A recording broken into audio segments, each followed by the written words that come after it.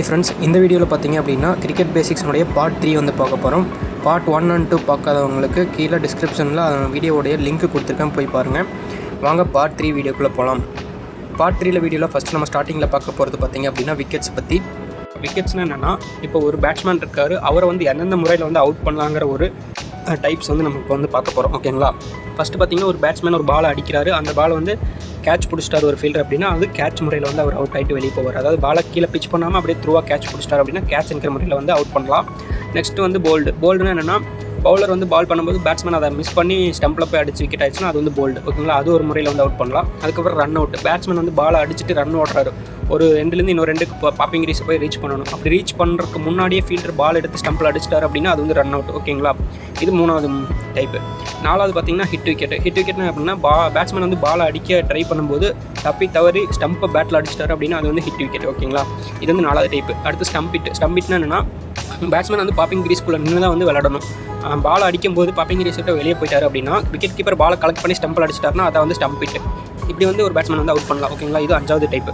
அடுத்து பார்த்தீங்கன்னா எல்பிடபிள்யூனா leg before wicket. ஓகேங்களா?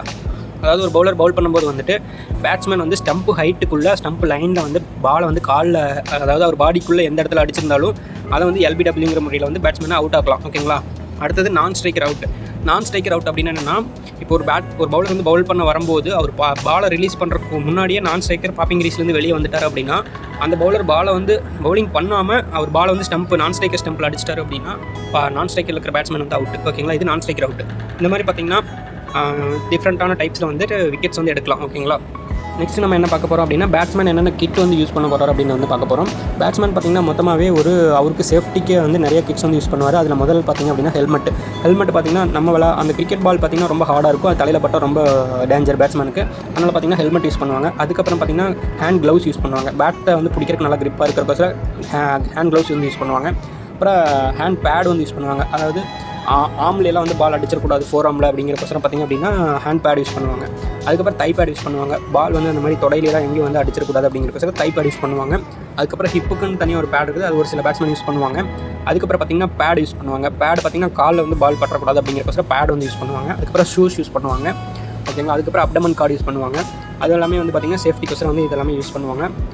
நெக்ஸ்ட்டு பார்த்திங்க அப்படின்னா பவுலரோட கிட் என்னென்னு பார்க்கலாம். பவுலர் பார்த்திங்கன்னா பெருசாக எந்த கிட்டும் இருக்காது. அவர் பார்த்திங்கன்னா பால் யூஸ் பண்ணுவார், அதுக்கப்புறம் வந்து ஷூ யூஸ் பண்ணுவார். அவ்வளோதான். பவுலருக்கு மேக்ஸிமம் எந்த கிட்டும் அதிகபட்சமாக இருக்காது. நெக்ஸ்ட் பார்த்திங்கன்னா விக்கெட் கீப்பர் இருக்கார். விக்கெட் கீப்பருக்குன்னு தனி கிட் இருக்குது.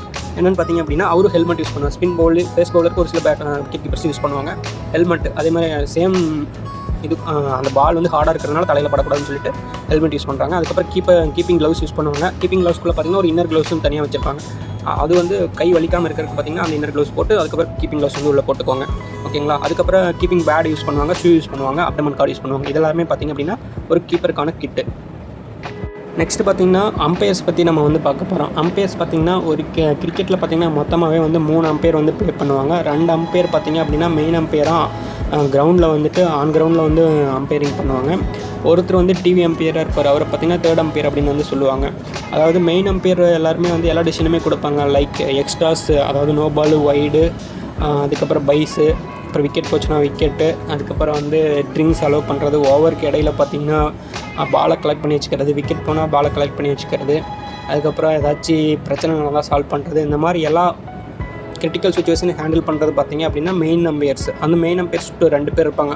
ஒருத்தர் பார்த்திங்கன்னா நான் ஸ்ட்ரைக்கர் ரெண்டில் ஸ்டம்புக்கு பக்கத்தில் நிற்பார். இன்னொருத்தர் பார்த்திங்கன்னா லெக் சைடில் பேட்ஸ்மேனுக்கு பின்னாடி ஒரு 3 to 4 மீட்டர் டிஸ்டன்ஸில் வந்து நிற்பார். ஓகேங்களா? அவர் பார்த்திங்கன்னா பவுன்ஸ் பால், அதுக்கப்புறம் ஒயிட் பால், ஸ்டம்ப் ஹிட்டு, இது எல்லாத்தையும் வந்து வாட்ச் பண்ணுறது எல்லாமே லெக் அம்பையர் வாட்ச் பண்ணுவார். மெயின் அம்பையர் பார்த்திங்க அப்படின்னா அந்த ஒய்டு கொடுக்கறது, நோ பால் கொடுக்கறது, பாப்பிங் ரீஸ் பவுலர் தாண்டி போகிறாரா இல்லையான்னு பார்க்குறது, எல்பிடபிள்யூ கொடுக்கறது, அதுக்கப்புறம் கீப்பிங் கேட்ச் பண்ணால் அந்த பேட்டில் பட்டுச்சா இல்லையான்னு அந்த டிசிஷன் மேக் பண்ணி கொடுக்குறது, அதுக்கப்புறம் ஒவ்வொரு பவுலரும் வரும்போது அவங்க எந்த கார்டில் பவுலிங் போடுறாங்க அப்படிங்கிறத பேட்ஸ்மேனுக்கு சொல்கிறது. பேட்ஸ்மேன் வந்து ஒரு ஸ்டம்ப் எடுத்து வந்து பேட்டிங் வந்து நிற்பார். அந்த ஸ்டம்ப்ஸை கரெக்டாக பேட் வச்சு காமிப்பாங்க, அது கரெக்டாக இருக்கான்னு சொல்கிறது. அதுக்கப்புறம் இந்த எல்லா டிசிஷனுமே பார்த்திங்கன்னா வந்து மெயின் அம்பையர் வந்து எடுப்பார். ஓகேங்களா? ஒவ்வொரு கடையிலையும் பார்த்திங்கன்னா அந்த அம்பையர் வந்து பொசிஷன் மாற்றிக்கிட்டே இருப்பாங்க. டிவி அம்பையருடைய வேலை என்னென்னு பார்த்திங்க அப்படின்னா, மெயின் அம்பையருக்கு ஏதாச்சும் டிசிஷன் மேக் பண்ணுறதுக்கு ரொம்ப சிரமமாக இருந்துச்சு, டவுட்டாக இருந்துச்சு அப்படின்னா அப்போ வந்து பார்த்திங்கன்னா டிவி அம்பையருக்கு போவாங்க. மேக்ஸிமம் பார்த்திங்கன்னா ரன் அவுட்டு, எல்பிடபிள்யூக்கெல்லாம் வந்து இப்போ ரீசெண்ட் டைம்ஸில் வந்து போகிறாங்க. அப்புறம் டிஆர்எஸ்ங்கிற ஒரு இது இருக்குது, அது மூலிமா பார்த்திங்கன்னா டிவி அம்பையரை கால் பண்ணுவாங்க.